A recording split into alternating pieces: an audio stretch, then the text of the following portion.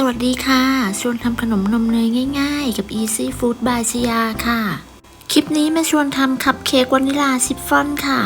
คัพเค้กวานิลาสูตรนี้จะเคยทำแล้วนะคะในคลิปนั้นจะทำใส่ถ้วยกระดาษจีบแต่วันนี้จะมาชวนทำใส่ถ้วยคัพเค้กแบบนี้ดูบ้างใครที่มีปัญหาอบแล้วเค้กยุบลองดูคลิปนี้ค่ะขั้นตอนแรกไปเปิดเตาวอร์มไฟก่อนค่ะจะอบที่อุณหภูมิ160องศาก็จะวอร์มไฟไว้ที่170องศาเพื่อป้องกันไฟลดลงจากการที่เราเปิดปิดเตาค่ะต่อไปก็มาทำการแยกไข่ค่ะจะใช้เป็นไข่ไก่เบอร์2จำนวน3ฟองแยกไข่แดงและไข่ขาวออกจากกันค่ะอย่าลืมเลือกใช้เป็นไข่สดใหม่นะคะเค้กจะได้ไม่คาวและเวลาตีไข่ขาวก็จะขึ้นง่ายด้วยค่ะลักษณะของไข่สดใหม่จะมีลักษณะผิวสีนวลคล้ายมีแป้งเคลือบและมีน้ำหนักเมื่อเราเขย่าเขาจะไม่สั่นคลอนค่ะแยกไข่เสร็จแล้วผสมส่วนผสมของไข่แดงก่อนค่ะใส่น้ำตาลทรายและเกลือลงไปในไข่แดงใช้ตะกร้อมือคนให้เข้ากันคนจนเข้ากันดีต่อไปก็ใส่น้ำมันจะใช้เป็นน้ำมันพืชน้ำมันคาโนล่าน้ำมันรำข้าวหรือน้ำมันมะพร้าวก็ได้ค่ะตามด้วยนมสดค่ะและกลิ่นวานิลาเสร็จแล้วคนส่วนผสมให้เข้ากันค่ะคนส่วนผสมจนเข้ากันดีแล้วต่อไปเราก็จะใส่แป้งค่ะร่อนแป้งเค้กและผงฟูลงไปในส่วนผสม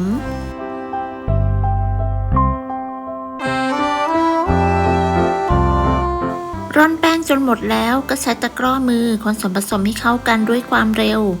คนส่วนผสมให้เข้ากันด้วยความเร็วจนกระทั่งไม่เหลือเม็ดแป้งค่ะเสร็จแล้วเราก็จะพักส่วนนี้ไว้ก่อน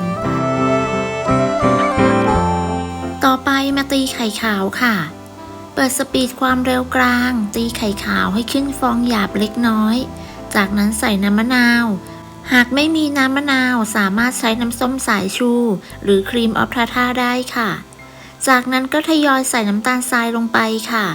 น้ำตาลทรายจะแบ่งใส่3ครั้งค่ะแต่ละครั้งก็ให้ห่างกันประมาณ 10-15 วิค่ะเสร็จแล้วก็ตีต่อด้วยความเร็วปานกลางจนกระทั่งไข่ขาวมีลักษณะเป็นสีขาวนวลเป็นริบบอนตั้งยอดอ่อนปานกลางปลายงองุ้มประมาณนี้ก็ใช้ได้แล้วค่ะเสร็จแล้วก็ตีต่อด้วยความเร็วต่ำอีก30วิเพื่อเป็นการตัดอากาศค่ะตีไข่ขาวเสร็จแล้วก็นำไข่ขาวที่ตีได้มาผสมกับส่วนผสมของไข่แดงค่ะโดยแจ็คจะทยอยนำไข่ขาวมาผสม3รอบค่ะแต่ละรอบก็จะคนตะร่อมให้เข้ากันด้วยความเบามือค่ะแต่ทั้งนี้ก็ไม่ควรจะผสมนานเพราะอาจจะเป็นสาเหตุทำให้เค้กของเรายุบได้ค่ะแจ็คคนตะร่อมด้วยตะกร้อมือและปิดท้ายด้วยการใช้ไม้พายคนตะร่อมเพื่อช่วยให้ส่วนผสมเข้ากันดีและเร็วยิ่งขึ้นค่ะทั้งนี้ก็ขึ้นอยู่กับความถนัดของแต่ละท่านนะคะเมื่อผสมเข้ากันดีแล้วเราก็นำไปตักใส่ถ้วยได้เลยค่ะตักใส่ถ้วยคัพเค้กขนาดเส้นผ่าศูนย์กลางวัดจากด้านบน 5.5 เซนค่ะแต่ละถ้วยจะตักอยู่ที่ประมาณ 24-25 กรัมรวมน้ำหนักถ้วยนะคะได้ทั้งหมด20ถ้วยค่ะอย่าลืมเคาะเบาๆก่อนนำเข้าอบด้วยนะคะเสร็จแล้วก็นำเข้าอบได้เลยค่ะอบที่อุณหภูมิ160องศาไฟบนล่างไม่เปิดพัดลมใช้เวลาอยู่ที่ประมาณ20นาทีหรือจนกระทั่งสีสวยเมื่อเห็นว่าสีสวยดีแล้วลองทดสอบด้วยการใช้นิ้วจิ้มเบาๆถ้าเค้กเด้งกลับมาแบบนี้ก็คือสุกแล้วค่ะจากนั้นก็นำเค้กออกจากเตาได้เลยค่ะกระแทกเบาๆให้เค้กเซ็ตตัวจากนั้นแจ็คจะพักเขาไว้โดยการคว่ำไว้ค่ะคว่ำคัพเค้กไว้ให้เย็นเมื่อเค้กเย็นแล้วเราก็นำไปตกแต่งได้ตามต้องการเลยค่ะคัพเค้กแบบนี้จะมีราคาสูงกว่าถ้วยกระดาษจีบแต่ก็จะมีความสวยและน่ารักกว่าถ้าเพื่อนๆทำขายก็สามารถเพิ่มมูลค่าให้กับขนมของเราได้อีกด้วยค่ะเนื้อเค้กที่ได้ก็ยังคงมีความนุ่มแล้วก็หอมอร่อยเหมือนเดิมค่ะขอบคุณสำหรับการติดตามรับชมคลิปนี้นะคะ